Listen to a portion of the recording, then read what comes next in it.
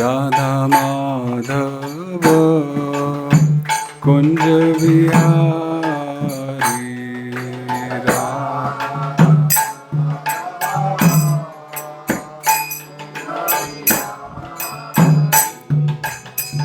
गोपी जन वल्लभ गिरिवरधारी गोपी जन वल्लभ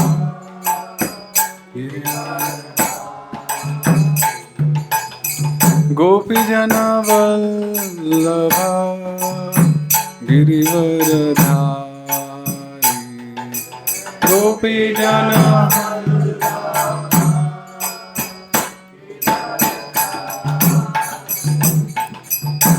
यशोदानंदन ब्रज जन रंजन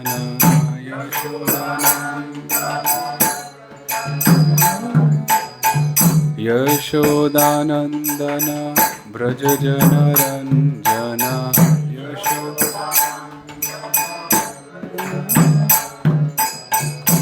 यशोदानंदन ब्रज जन रंजन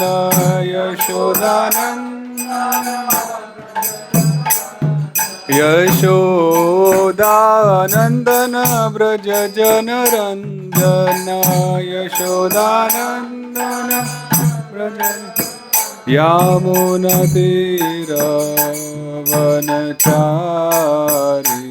यमुना तीर यमुना तीर वनचारी यमुना तीर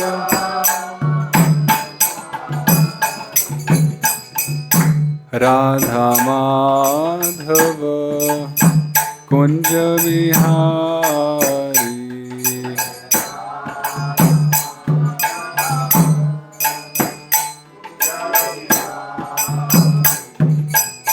जय राधा माधव कुंज विहारी राधा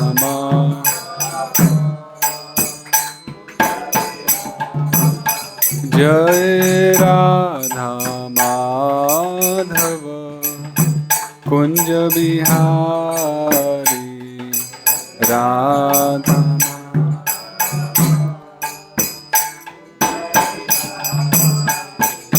हरे कृष्णा कृष्णा कृष्णा हरे हरे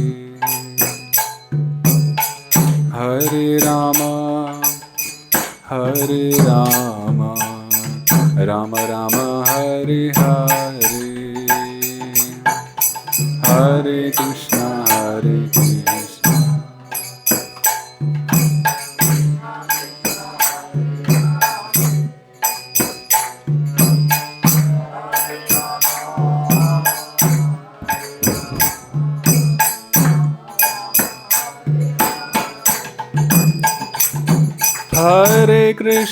हरे कृष्णा कृष्णा कृष्णा हरे हरे हरे राम राम राम हरे हरे हरे कृष्णा कृष्णा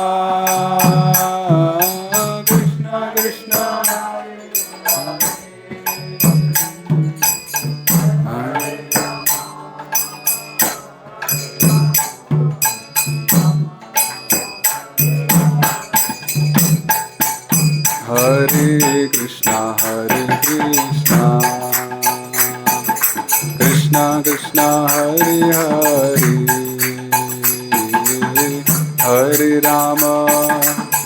हरे राम राम राम हरे हरे हरे कृष्णा कृष्णा कृष्णा हरे Ram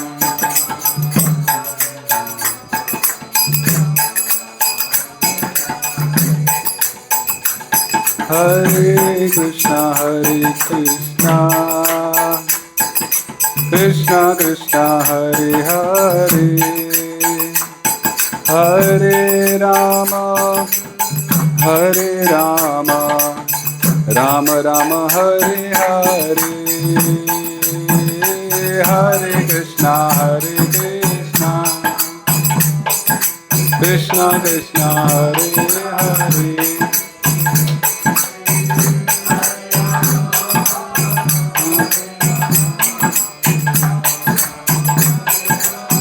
Hare Krishna Krishna Krishna Hare Hare Hare Rama Rama Rama Hare Hare Hare Krishna Krishna Krishna Hare Hare Hare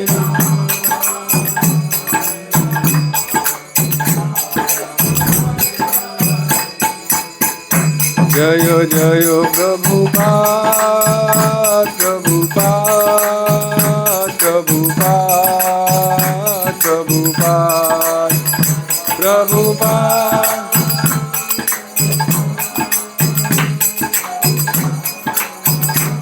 Nitai Gaura Hari Bol Hari Bol Hari Bol Gaura Hari Bol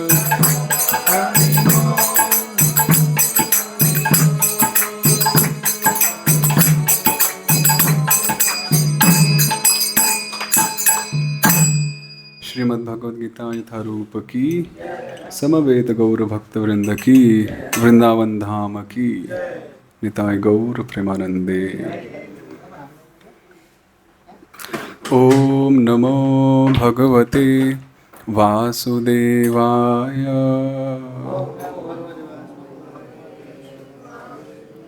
ओम नमो भगवते वासुदेवाय ओम नमो भगवते वासुदेवाय गीता सुगीता कर्तव्या किमन्यैः शास्त्रविस्तरैः या स्वयं पद्मनाभस्य मुखपद्माद्विनिसृता।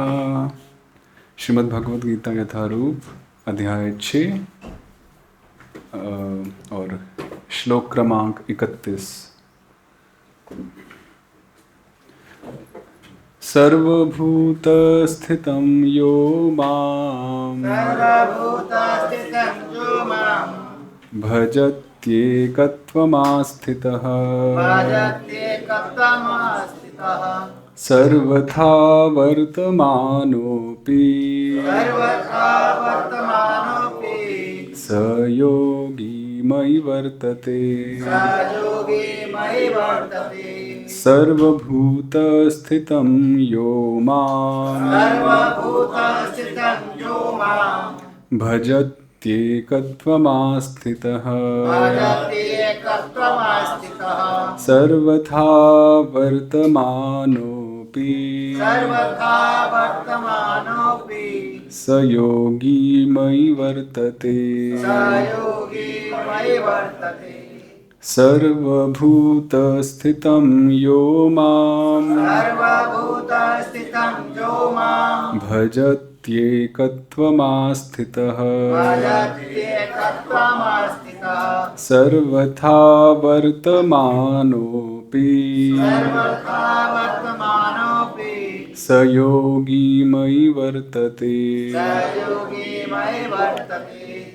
सर्वभूतस्थितं यो मां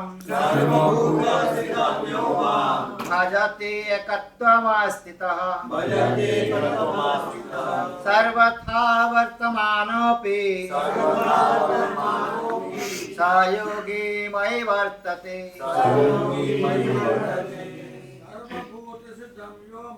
सर्वभूतस्थितं यो मां भजते एकत्वमास्थितः सर्वथा वर्तमानोऽपि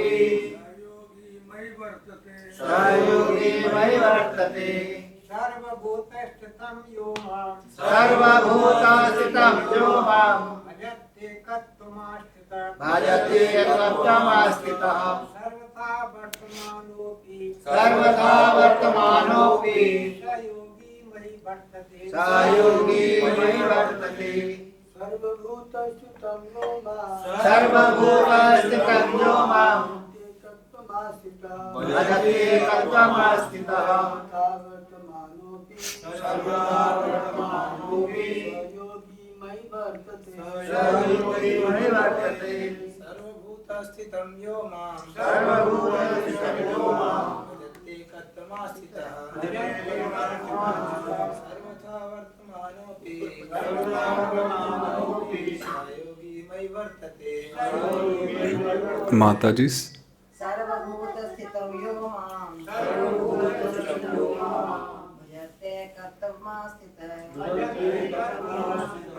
सर्वथा वर्तमानोऽपि सर्वथा वर्तमानोऽपि स योगी मयि वर्तते सहयोगी मयि वर्तते सर्वभूतस्थितं यो मां सर्वभूतस्थितं यो मां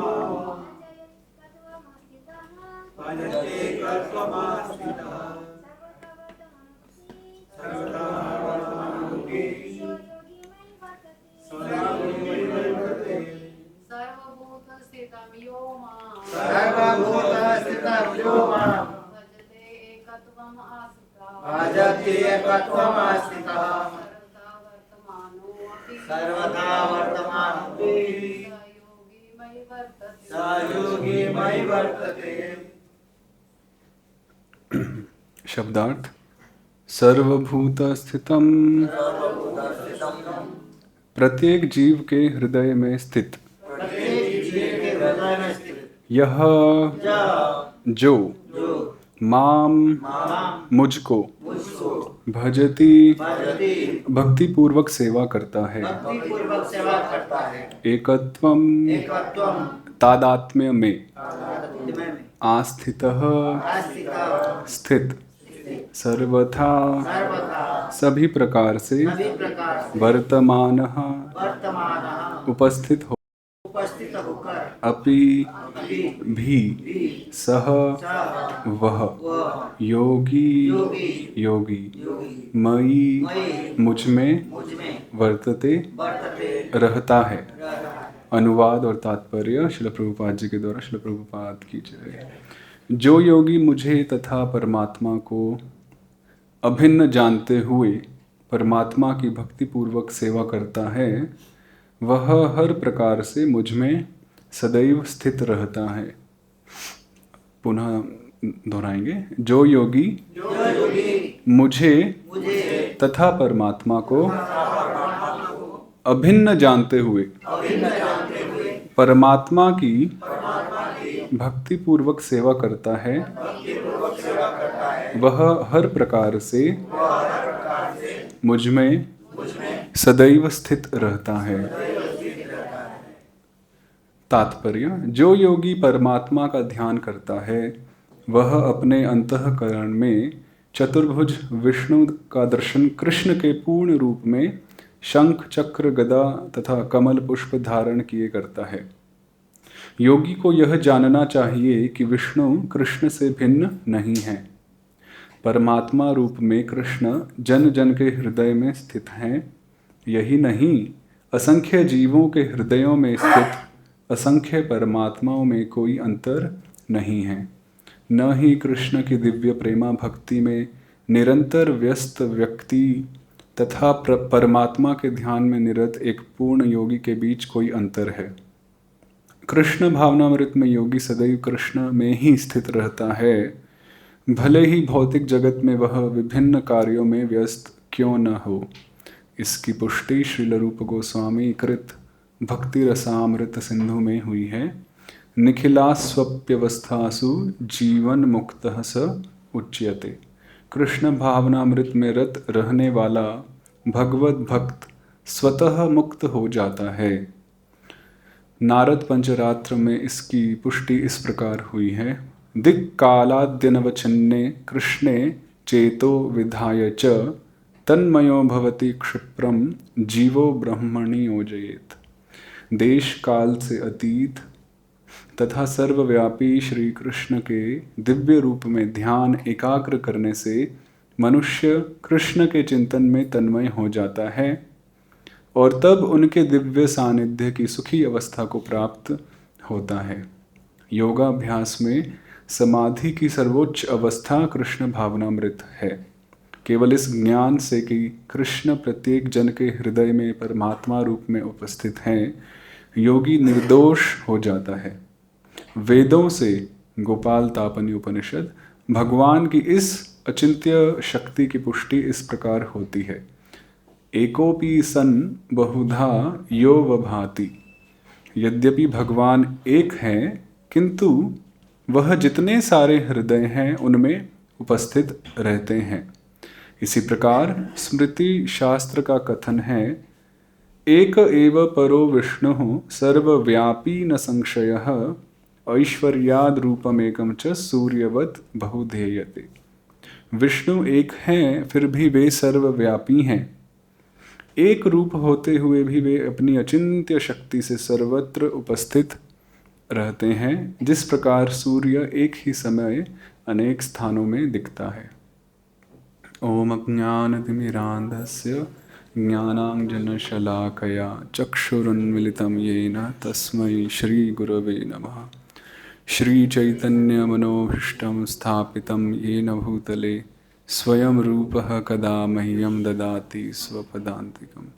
वन्देऽहं श्रीगुरोः श्रीयुतपदकमलं श्रीगुरून् वैष्णवांश्च श्रीरूपं साग्रजातं सहगणरघुनाथान्वितं तं सजीवं साद्वैतं सावधूतं परिजनसहितं कृष्णचैतन्यदेवं श्रीराधाकृष्णपादान् सहगणललिता श्रीविशाखान्वितांश्च नमो विष्णुपादाय कृष्णपृष्ठाय भूतले श्रीमते भक्तिवेदांत स्वामिन्निति नामिने। नमस्ते सारस्वती देवी गौरवाणी प्रचारिणे निर्विशेष शून्यवादी पाश्चात्य देशतारिणे। नमो महावदान्याय कृष्ण प्रेम प्रदायते कृष्णाय कृष्ण चैतन्य नामने गौरत्विषे नमः। हे कृष्ण करुणा सिंधो दीनबंधो जगतपते गोपेश गोपिका कांत राधा।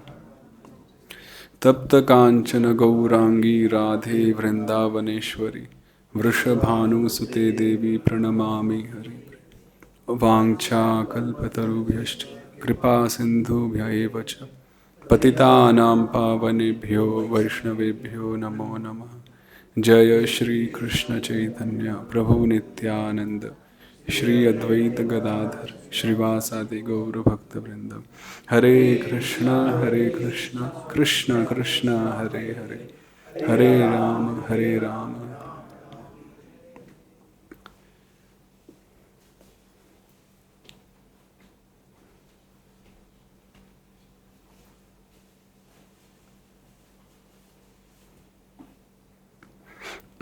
हरे कृष्णा तो आप सभी भक्तों का हार्दिक स्वागत है गीता सत्र में।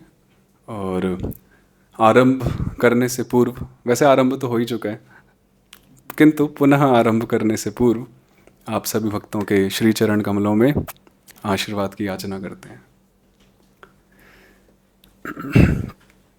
जब हम एक बारी भी भगवान का नाम जप करते हैं, ऐसा नहीं बोलूँगा, क्योंकि जप शब्द करने से फिर वो पुनरावृत्ति आ जाती है, बार बारी हरे कृष्णा राम राम जय श्री राम इत्यादि। तो जब कोई व्यक्ति एक बार भी भगवान का नाम उच्चारण कर लेता है तो श्री कृष्ण का जो ध्यान है, कह सकते हैं कि जैसे मान लीजिए अगर मैं इस फ़ोन से किसी को फ़ोन लगाऊं तो कुछ ऐसी व्यवस्था है कंपनीज़ की कि वो सिग्नल जाता है और जिसको भी मैं नंबर लगा रहा हूँ उसके पास वो रेडिएशंस आती हैं और फिर वो घंटी बजती है। उसी तरह से सिस्टम है कि जैसे ही हमने भगवान का नाम उच्चारण किया एक बारी, वैसे ही वो सिग्नल श्री कृष्ण के पास साक्षात पहुंचता है और फिर आचार्य समझाते हैं कि जब श्री कृष्ण के पास सिग्नल पहुंचता है तो श्री कृष्ण का ध्यान वो किसका नंबर है उस पर आकर्षित होता है कि अच्छा ये जीव है या वो है, जो भी जीव है। और इतना ही नहीं है, उसके बाद श्री कृष्ण क्या सोचते हैं कि क्योंकि अब इस जीव ने एक बार भी मेरा नाम उच्चारण किया है तो मदीयो अयम, अर्थात अब यह मेरा है। वो ममता का जो भाव है, वैसे अब आप कहेंगे कि श्री कृष्ण में तो ममता का भाव रहता ही है, सच है। हम बहिर्मुख हैं या नहीं है, श्री कृष्ण का ममता का भाव तो रहता ही है हमारे प्रति, और वही प्रमाण है कि साक्षात परमात्मा रूप में हम सभी के साथ हैं, जो आज का विषय है। किंतु फिर भी एक विशेष ममता का भाव जागृत होता है और भगवान कहते हैं कि अब यह मेरा है, अब ये मेरे अंडर में है, मेरा काउंसली है या कुछ भी कहें, मेरा है, मदीयो अयम। इतना ही नहीं, दूसरा संकल्प जागृत होता है तुरंत। अभी तो सिर्फ नंबर देखा है, बात नहीं हुई, ध्यान रखिए। सिर्फ नंबर देखने पर ही भगवान का ऐसा संकल्प जागृत होता है, बात तो हुई नहीं, हमने तो आगे बात कही नहीं, उन्होंने सुनी भी नहीं। सिर्फ नंबर देख के कि अच्छा परम सुंदर दास या जो भी दास या दासी सिर्फ नंबर देखने मात्र से कि किसका आह्वान है, किसने बुलाया, तो मदीयो अयम कि ये मेरा है, अयम मदीयः मेरा है, और मया सर्वतो रक्षणीयो अयम, और मेरे द्वारा सदैव ये रक्षणीय है, इसकी रक्षा करना मेरा दायित्व है। ये दो संकल्प भगवान के मन में तुरंत जागृत हो जाते हैं जो एक बार भी उनका नाम उच्चारण कर ले। तो यहां तो कितनी ऊंची बात कह दी कि जो सर्वत्र, जो पिछले श्लोक में भी था, सर्वत्र और सर्वदा और सर्वथा श्री कृष्ण को दर्शन करे और उनकी अनुभूति करे। मैं उससे अलग नहीं हूं और वे मुझसे अलग नहीं है। तो वो कितनी बड़ी उपलब्धि है जो हम चर्चा कर रहे हैं। परंतु श्री कृष्ण का तो इतना अधिक भाव हमारे प्रति तभी जागृत हो गया जब भी हमने किसी भी जन्म में एक बारी वो नाम उच्चारण किया था। तो इसलिए जो भी विशेष रूप से प्रत्यक्ष अप्रत्यक्ष रूप से हरि नाम उच्चारण कर लें तो वे भगवान के हो जाते हैं। ऐसे भगवान की मान्यता है, किसी थर्ड पार्टी की मान्यता नहीं है, किसी प्रथम पुरुष की मान्यता नहीं है, भगवान की ही मान्यता है कि अब ये मेरा है। तो जब वह भगवान का हो गया तो फिर किसी और व्यक्ति का क्या अधिकार कि वो ऐसे व्यक्तियों पे कोई कमेंट करे, टीका टिप्पणी करे। तो इसलिए बड़ा ही संभल के रहना चाहिए। और अब सोचिए भक्त समाज में तो प्रतिदिन उच्चारण ही नहीं करते हैं, जप करते हैं सिर्फ ऐसे नहीं कि हाँ राम राम खत्म अगले दिन मिलेंगे, प्रतिदिन जप ही करते हैं और प्रयास करते रहते हैं कि ज़्यादा से ज़्यादा जप हो। कई ऐसे भक्त देखने को मिलते हैं, मैं ऐसे जानता भी हूँ, मेरे एक टीचर भी हैं, उनकी जीव हमेशा चलती रहती है। वो अभ्यास करते हैं कि हम कैसे 24 घंटे महामंत्र उच्चारण करें, कुछ भी सेवा करते हुए, कुछ भी टीचिंग कार्य करते हुए। तो बड़ा अच्छा लगता है। फिर मैंने भी कई बार प्रयास किया पर वो विस्मरण हो जाता है। ठीक है, कोई समस्या नहीं है। तो हम ऐसे समाज में रह रहे हैं जहाँ पर सभी इतने महान हैं और हैं ही, सिर्फ बोलने के लिए नहीं है, वो हैं ही। तो इसलिए बड़े सावधानी से व्यवहार हम रखें, ऐसा मैं मानता हूँ और प्रयास भी करता हूँ। तो इसलिए इसको कैमुत्य न्याय बोलते हैं कि अगर एक नाम जप करने से इतना बड़ा लाभ, तो भगवान को हर जगह देखना, उनकी अनुभूति करना, उससे कितना ज़्यादा लाभ होगा।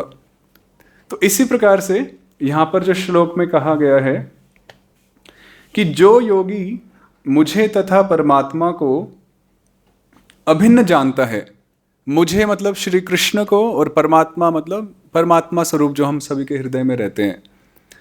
तो आइए थोड़ी सी इस पर एक चर्चा करते हैं।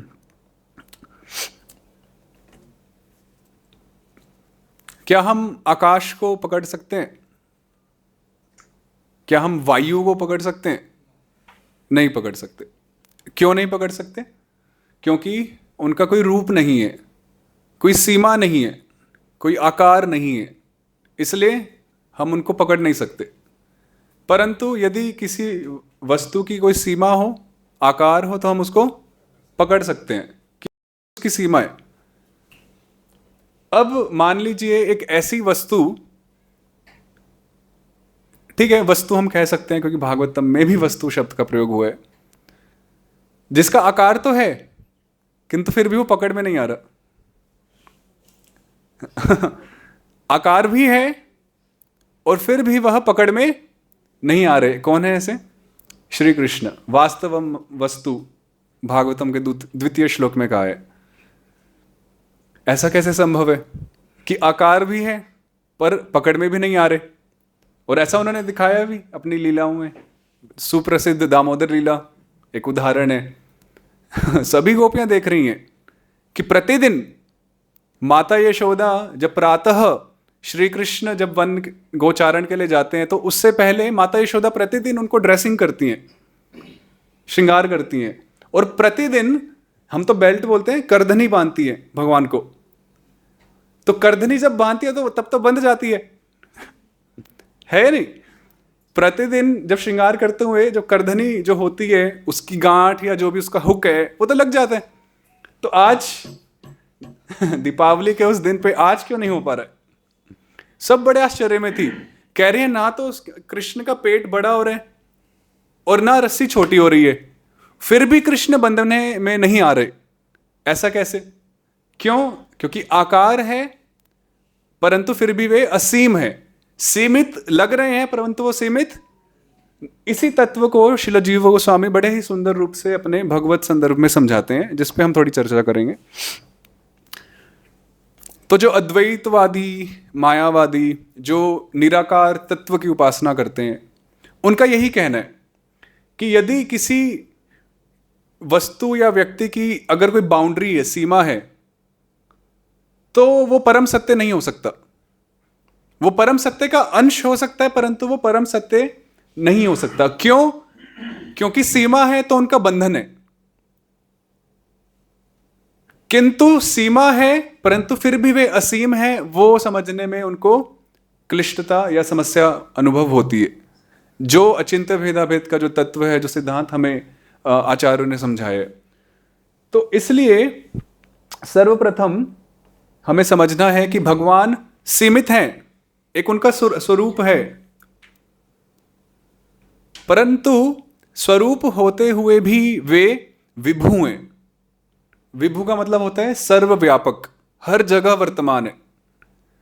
श्री कृष्ण और बलराम भले ही अपने ऑल्टर में विराजमान हैं अभी और दर्शन दे रहे हैं सभी दर्शनार्थियों को, किंतु साथ ही साथ वो यहां पर भी विराजमान है। श्री कृष्ण जन्म लीला, जब श्री कृष्ण का जन्म हुआ, दशम स्कंद, तो हम सभी जानते हैं कि वसुदेव जी के हृदय में और मन में भगवान प्रकट हुए, है ना? और फिर वहां से माता देवकी के हृदय में भगवान प्रकट हुए।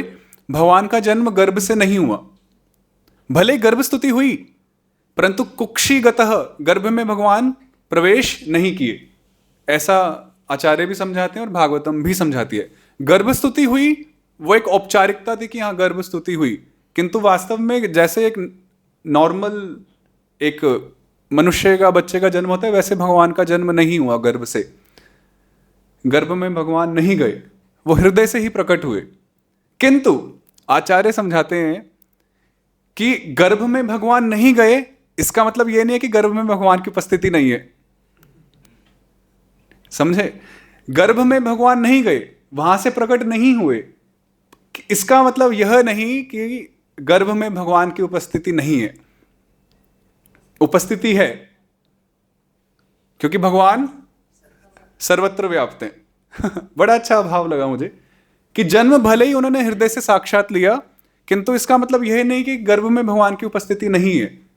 कण कण में भगवान की उपस्थिति है, तो माता देवकी के गर्भ में भी उपस्थिति है, थी, उस समय भी थी।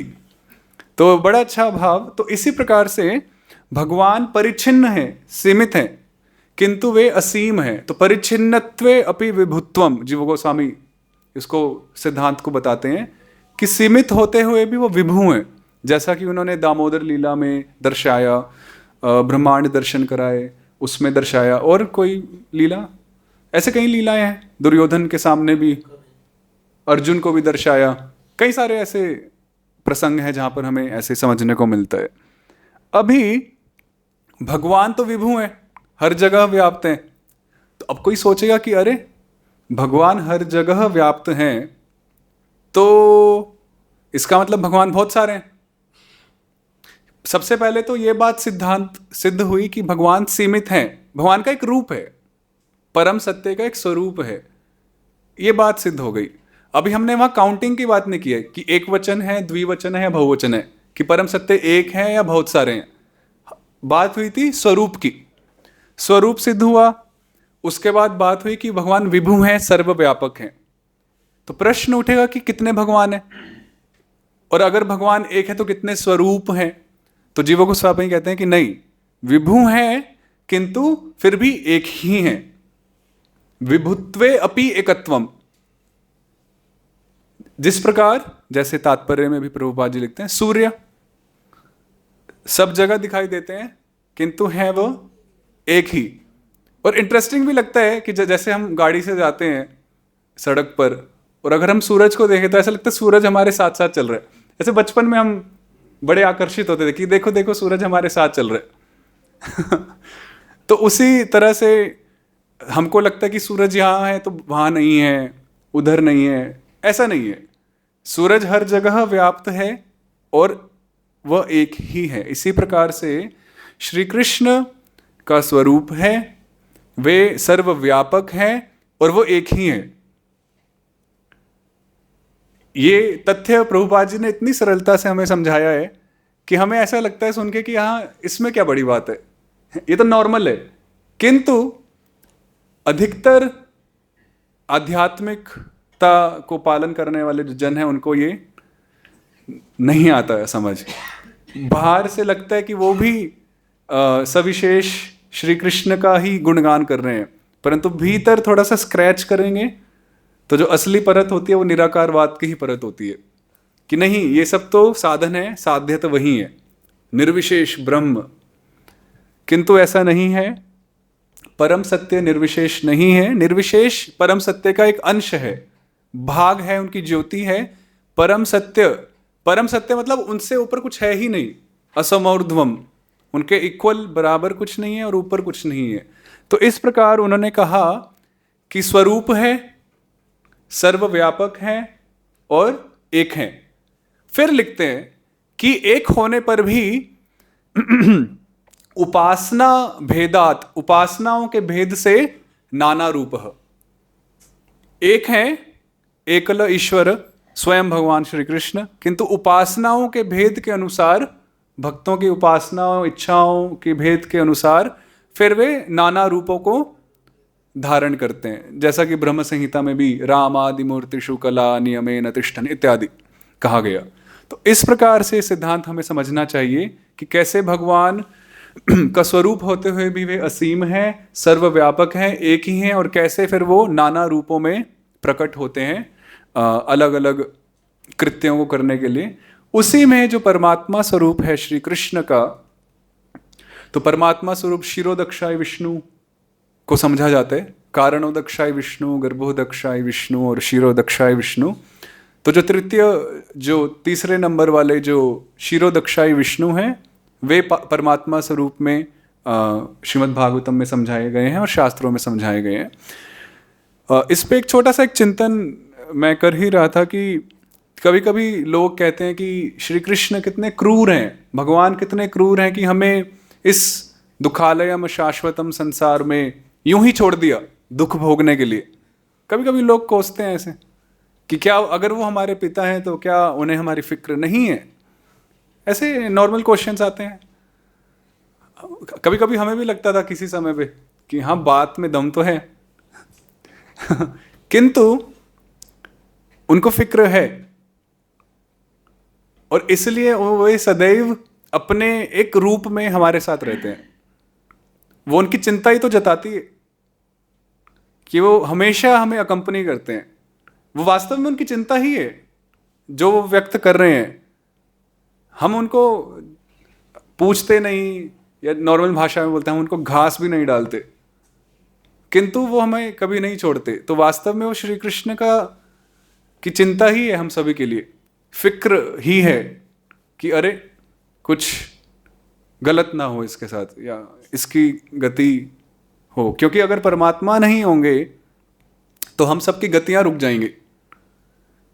हमारा जो संसार चक्र पूर्ण नहीं हो पाएगा, क्योंकि परमात्मा ही प्रेरित करते हैं, सभी चीज़ों को चलायमान करते हैं। और संसार चक्र यदि रुक जाएगा तो हम तो बद्ध अवस्था में ही फंस जाएंगे।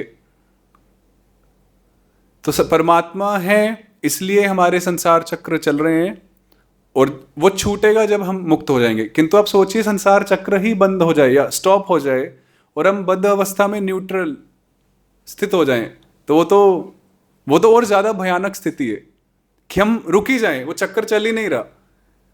हमें वैसे लगता है कि संसार चक्र बहुत खतरनाक है, किंतु हमें खुश होना चाहिए कि वो चक्र चल तो रहे, वो पहिया आगे बढ़ तो रहे, भले ही नेगेटिव हो या पॉजिटिव हो। अगर परमात्मा चाहें तो वो संसार चक्र रुक भी सकता है, और अगर वो रुक गया तो हम तो नित्य रूप से बद्ध अवस्था में ही फंस जाएंगे। तो इसीलिए परमात्मा का होना बहुत आवश्यक है हमारी ऊर्ध्व गति के लिए। और बाकी जो गतियां होती हैं उसमें भी वे साथ में ही रहते हैं। तो नो डाउट कि श्री कृष्ण चिंता ही व्यक्त कर रहे हैं। तो इसलिए श्री कृष्ण यहाँ पे कहते हैं कि जो कोई भी मुझे और परमात्मा को अभिन्न जानते हैं, अभिन्न मतलब अलग नहीं है, एक ही है। इस पे बड़े विवाद होते हैं अध्यात्मवादियों में कि कौन श्रेष्ठ है, कौन परमात्मा श्रेष्ठ है, श्री कृष्ण श्रेष्ठ हैं, या निर्विशेष ब्रह्म श्रेष्ठ हैं इत्यादि। किंतु शास्त्र, वैष्णव दर्शन विशेष रूप से जो हमारे वैष्णव शास्त्र हैं, क्लियर करते हैं कि तीनों में भेद भी है और भेद नहीं भी है। तीनों पहलुओं में भेद भी है और भेद नहीं भी है, जो प्रभुपाद जी ने अपनी भूमिका में बड़े अच्छे से समझाया है। गीता की भूमिका में अगर आपने पढ़ा ही होगा, प्रभुपाद जी ने बड़े सरल शब्दों में और विस्तार में इसको समझाया है कि कैसे भेद है भी और नहीं भी। भेद इसलिए नहीं है क्योंकि वो एक ही परम सत्य के ही स्वरूप हैं, और भेद इसलिए है क्योंकि गुणवत्ता या उनके फंक्शंस के हिसाब से।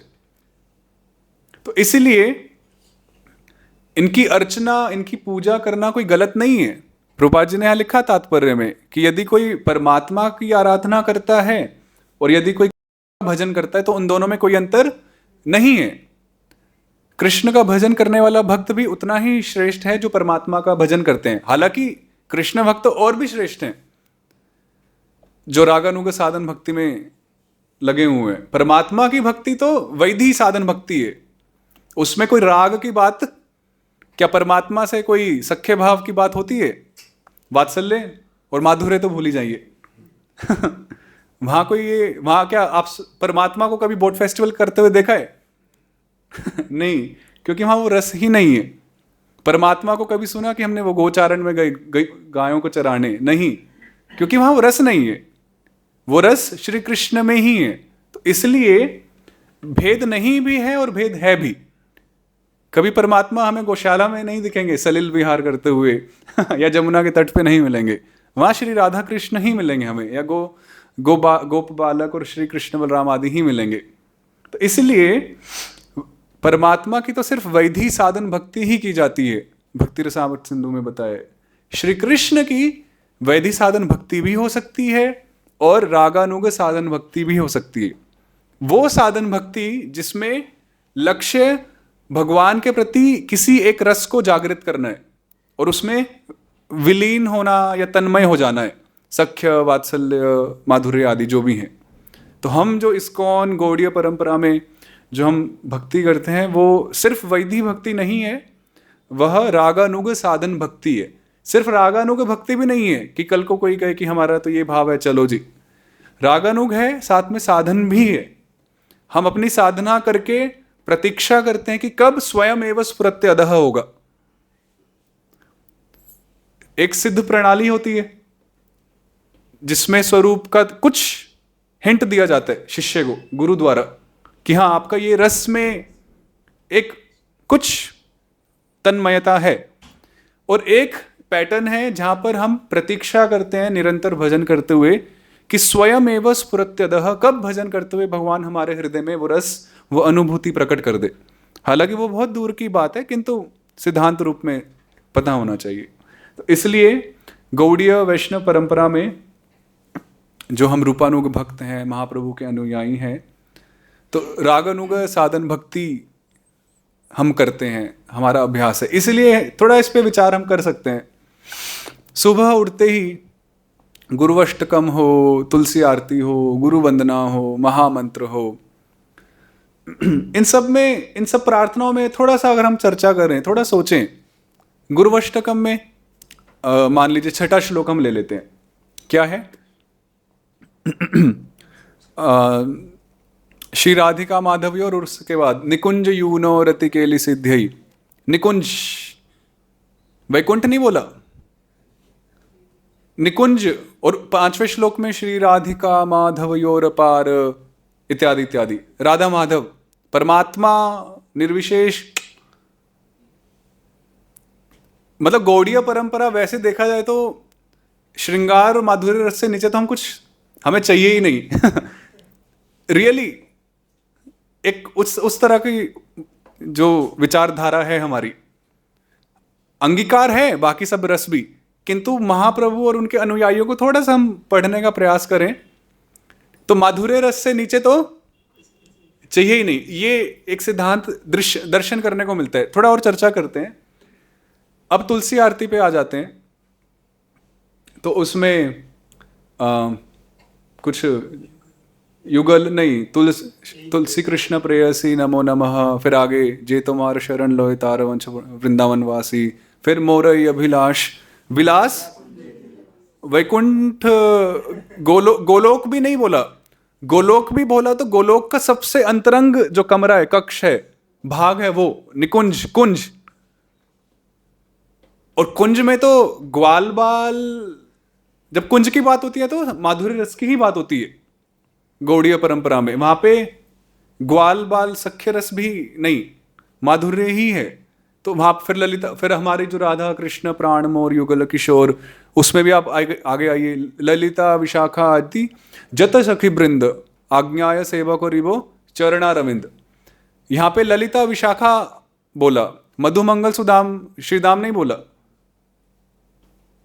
तो अगर हम थोड़ा सा स्टडी करें, जो मुझे थोड़ा अनुभव हुआ, एक क्लिक किया कि हमारे परंपरा में ये भाव है, ये हमारा लक्ष्य है। और इस पे चर्चा करें तो निकुंज में प्रवेश, ठीक है, बहुत बड़े सिद्धांत हैं, बहुत दूर है, किंतु एक ओवरऑल पिक्चर तो क्लियर हो कि हाँ हम क्या कर रहे हैं। हमारे आचार्य, हमारी परंपरा, चैतन्य महाप्रभु, उनका क्या विजन था, उनका क्या एक मानसिकता थी। शिक्षाष्टकम जब महाप्रभु कह ही रहे थे, चेतो दर्पण मार्जनम नाम नामकारी बहुधा त्रिनादपि सुनीचेन न धनम न जनम, 5वां श्लोक, 6वां, 7वां, 8वां, आश्लिष्यवा इत्यादि इत्यादि। तो इस पे मैंने सुना था कई सारे वक्ताओं से कि महाप्रभु कहते कहते राधा भाव को स्वीकार किए। तो अब थोड़ी सी संस्कृत पढ़ी है हमने, तो संस्कृत के दृष्टिकोण से मैंने इसको थोड़ा देखा। 5वां श्लोक जैसे हम लें, 5वां श्लोक क्या है? अयि नंद तनुज किंकरम पतितम माम विषमे भवाम्बुधौ इत्यादि। तो 5वें, 6ठे, 7वें श्लोक तक पुल्लिंग ही चल रहा है। महाप्रभु जब बोल रहे हैं माम, मुझको, तो अपने आप को वो पुल्लिंग ही मान रहे हैं, मतलब चैतन्य, अहम श्री कृष्ण चैतन्य, मैं अभी चैतन्य ही हूं। किंतु 8वें श्लोक में आप पढ़ें, आश्लिष्य व पाद रताम पिनष्टु माम अदर्शनान मर्म हताम। तो महाप्रभु ने जब 8वें श्लोक में अपने बारे में कहा कि मैं कैसा हूं, मैं मर्म हताम हूं, मैं पीड़ित हूं, मैं पीड़िता हूं, वहां पे स्त्रीलिंग आ गया। वो शब्दों में स्त्रीलिंग आ गया, व्याकरण के दृष्टिकोण से भी। तो वहां पर सिद्ध हुआ कि कैसे महाप्रभु ने उस भाव को जागृत किया, वो या उस आवेश में आए श्रीमती राधा रानी के। तो 8वां श्लोक तो बिल्कुल श्रीमती राधा रानी के ही भाव में आके महाप्रभु ने उच्चारण किया, बिल्कुल स्पष्ट है, इसमें कोई संशय है ही नहीं। तो इसीलिए जो हमारी चर्चा चली थी वह यही थी कि जो 3 जो पहलू हैं, श्री कृष्ण, परमात्मा और निर्विशेष ब्रह्म, इनमें भेद है भी और भेद नहीं भी है। और हम जो गौड़ीय परंपरा में हैं, हम श्री कृष्ण को इंगित करते हुए भजन करते हैं, उनको लक्ष्य करते हुए भजन करते हैं, और उसमें भी एक विशेष प्रकार का भजन हम करते हैं। श्री कृष्ण का भजन तो और भी, जैसे डाकोर में रणछोड़ भगवान की आराधना होती है, तिरुपति में, उडुपी में, ऐसे कई सारी जगह भजन तो हो ही रहा है। किंतु वृंदावन का जो भजन है, या मायापुर का भी जो भजन है, या जगन्नाथपुरी का जो भजन है वो अंतरंग भजन है। जगन्नाथपुरी, मायापुर, वृंदावन, ये तीनों स्थान ऐसे हैं जहां जो भजन जो श्री कृष्ण और राधा रानी का हो रहा है वो एक विशेष एक भाव से हो रहा है, जिसमें माधुर्यता है और वो उसी रस में जा रहा है, उसी एंगल। जगन्नाथपुरी के विषय में तो हम सब जानते ही हैं, उनको तो भगवान को तो नींद नहीं आती गीत गोविंद का श्रवण किए बिना, ऐसा हमने सुना है। और गीत गोविंद क्या है? पूर्ण रूप से वही माधुर्य रस और श्रृंगार रस की चर्चा है, वो भाव है उसमें पूर्ण भरे हुए हैं। मायापुर इसलिए क्योंकि वो चैतन्य महाप्रभु की भूमि है, और वृंदावन और मायापुर में कोई भेद है ही नहीं, और वृंदावन तो वृंदावन है ही। तो इसलिए हम जो गौड़ीय भक्त हैं, परमात्मा का भजन तो एक बारी श्री कृष्ण चतुर्भुज रूप धारण करके गोपियों के सामने आ गए, नारायण स्वरूप धारण करके, कि चलो इनकी परीक्षा लेते हैं। गोपियों ने कहा, हु आर यू? भगवान कह, कौन है आप? जाइए कृष्ण को भेजिए। तो उन्होंने तो घास भी नहीं डाली कह सकते हैं। और फिर भगवान ने कहा कि चलो तुम तो इसलिए जो वृंदावन के जो भक्त हैं, या जो रसिक भक्त हैं, हम रसिक सुनते ही रहते हैं कि रसिक, परंतु वास्तव में रसिक वही है जो सिद्धांतों के अनुसार, भागवतम के अनुसार, परंपरा के अनुसार चले। और इसलिए अहो भुवि रसिका, भागवतम में कह दिया 3रे श्लोक में कि पिबत भागवतम, हे रसिको, ऐसे रसिक जनों तुम पियो भागवतम, और तुम पी पाओगे बार बारी, पुनः पुनः। रसिक नहीं होगा तो वो पी ही नहीं पाएगा। वो कहेगा कि इसमें तो टेस्ट ही नहीं है, चलो कुछ भौतिक विषय आने दीजिए। तो इसी प्रकार से यहाँ पे प्रभुपाद जी समझाते हैं, और भगवान भी समझाते हैं कि हमें भगवान को और परमात्मा को अभिन्न जानना है। वास्तव में एक योगी की बात है, जो एक अष्टांग योगी या जो परमात्मा का भजन करते हैं, उनके लिए कथन है। और जो ऐसे परमात्मा की भक्तिपूर्वक सेवा करता है तो वो हमेशा भगवान में ही रहता है। तो ऐसे कई सारे उदाहरण हैं, इसको और भी कई सारे एंगल से, दृष्टिकोण से हम देख सकते हैं। तो हम यहीं विराम देते हैं। तो यदि किसी का कुछ कथन हो, थोड़ा सा समय है हमारे पास, या कोई चर्चा हो तो आप, हाँ, तो अब हम आपसे सुनते हैं। आपका कुछ कथन हो, कुछ चर्चा हो, या कुछ भी जिज्ञासा आदि हो तो हम प्रश्न करें। चलिए एक बार अनुवाद दिखाइए, अनुवाद पढ़ते हैं एक बार। तो जो योगी मुझे तथा परमात्मा को अभिन्न जानते हुए परमात्मा की भक्तिपूर्वक सेवा करता है, वह हर प्रकार से मुझ में सदैव स्थित रहता है। मुझ में सदैव स्थित रहने से क्या अभिप्राय है? मुझ में सदैव स्थित रहता है, उसको हम कैसे समझ सकते हैं, विजुअलाइज कर सकते हैं?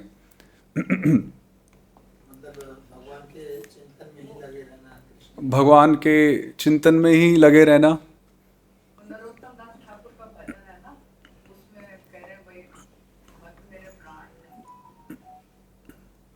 हैं। नहीं, यहाँ मुझ में स्थित रहना, जैसे प्रभु जी ने भी कहा, या यहाँ पे प्रभुपाद जी और अन्य आचार्य भी समझाते हैं कि सर्वत्र है इष्ट देव स्फूर्ति, कि हर जगह हमारे अपने इष्ट देव की स्फूर्ति हो। विशेष रूप से प्रकृति से जो बने ढांचे हैं, शरीर हैं, इनको देखकर भी हमें समझना चाहिए कि हर एक इकाई में, हर एक देह में परमात्मा स्वरूप में श्री कृष्ण ही विराजमान है। इस प्रकार की जो मानसिकता, जो चिंतन, जो प्रभु जी ने भी कहा, वो चिंतन, वो भाव बनना कि सर्वत्र श्री कृष्ण है, सर्वत्र उनकी उपस्थिति है। जैसे एक उदाहरण तो नहीं, तो कभी कभी हम जब रास्ते पे चलते हैं, और वृंदावन में विशेष रूप से हम देखते हैं रास्तों पे अगर आप पैदल चल रहे हैं तो बहुत खतरा होता है। बंदर होते हैं, गायें बछड़े होते हैं, कुत्ते भी आ जाते हैं, और फिर उसके बाद 4 व्हीलर और 2 व्हीलर, तो उनकी हॉन्किंग, वो तो फिर एक अलग ही कहानी है। तो कभी कभी हम चल रहे हैं और एक गाय या एक बैल होता है सिंग वाला, और हमें लगता है कि ये अभी मुड़ेगा और अभी हमें हिट करेगा, होता है ऐसे। तो मैंने इसमें एक सॉल्यूशन सोचा है जो मुझे बहुत हेल्प करता है, कि अगर मेरे भाग्य में कुछ चोट होगी तो वो बैल भी उसी समय पे, उसी क्षण में क्यों ऐसे करता है? वो 1 सेकंड पहले या 1 सेकंड बाद भी कर सकता है। वो इतना एग्जैक्ट टाइम कैसे कि जब कोई व्यक्ति गुजर रहा था उसी क्षण पे उसने अपना सर हिलाया और उस व्यक्ति को चोट लग गई, वो कैसे होता है? तो इसका सिंपल है कि हमारा प्रारब्ध था, वो चोट लगनी थी, और परमात्मा स्वरूप में उनको, उस पशु को प्रेरित किया, और फिर उसने उसी समय पे वो झटका दिया और वो उसको अपना प्रारब्ध का फल प्राप्त हो गया। तो यदि इस प्रकार से हम सोचें, तो मैं थोड़ा अभ्यास करता हूँ प्रैक्टिकल लाइफ में, तो मुझे काफ़ी निर्भयता अनुभव होती है, क्योंकि होना तो वही है जो परमात्मा प्रेरित करेंगे। जैसे मान लीजिए कोई व्यापारी है, अब व्यापार में एक सबसे बड़ी समस्या होती है पेमेंट लेना और पेमेंट देना। पेमेंट्स क्लियर नहीं होती हैं, चक्कर लगाते रहो, सामने वाला नहीं देता है। तो जो व्यापारी है जिसको पेमेंट लेनी है, वो बड़ा एक सोच सकता है कि अगर परमात्मा इसको प्रेरित करेंगे तो ये प्यार से दे देगा, वरना मैं तो अपने कितने भी प्रयास कर लूं वो देने वाला। और वास्तव में ये स्थिति है, परमात्मा भी कब प्रेरित करेंगे? यदि वो मेरे भाग्य में होगा। इस प्रकार की मानसिकता जो हम चर्चा कर रहे थे, इस प्रकार की मानसिकता कि हर एक क्षण, हर एक स्थिति में वो भगवान का हाथ देख लेना, अभ्यास से बनता है। तो वो हुआ, हर प्रकार से मुझ में सदैव स्थित रहता है। और ऐसा करते करते अगर कुछ गलत या सही हो भी रहा है तो ठीक है, तत्ते अनुकंपान सुसमीक्षमानो, उनकी अनुकंपा हमें मान लेना चाहिए। जो भी हमारे साथ घट रहा है कि हाँ ये भगवान की कृपा है, अनुकंपा है, और उसको सुसमीक्षमाण, उसको बड़ी बारीकता से देखना चाहिए, सुसमीक्षमाण, और ऐसे स्वीकार करना चाहिए। तो इस प्रकार से मुझ में सदैव स्थित रहता है को मैं समझता हूँ, जो अनुभव से और आचार्यों के कृत्यों से। और किसी का कुछ? भगवान के धाम में प्रवेश करेंगे जब भी परमात्मा की जरूरत पड़ेगी? नहीं, क्यों? क्योंकि वहां तो सब कुछ ही चिन्मय है। परमात्मा के 2 कर्म है, कर्म तो नहीं बोलेंगे, 2 सेवा। तो दृष्टा च अनुमंता च, वो देखते हैं कि क्या घटित हो रहा है इस संसार में जीव के साथ, उसके कर्मों का हिसाब किताब, और अनुमंता कि ठीक है आगे बढ़ो, ठीक है। तो गोलोक में तो मुक्त पुरुष हैं, तो बद्ध पुरुषों के साथ ही परमात्मा का संयोग होता है। वहां तो श्री कृष्ण साक्षात ही हैं। और किसी का कुछ टीका टिप्पणी? तो हम यहीं विराम लेते हैं। हरे कृष्ण, श्रील प्रभुपाद की जय, भगवद गीता यथारूप की जय, निताई गौर प्रेमानंदे।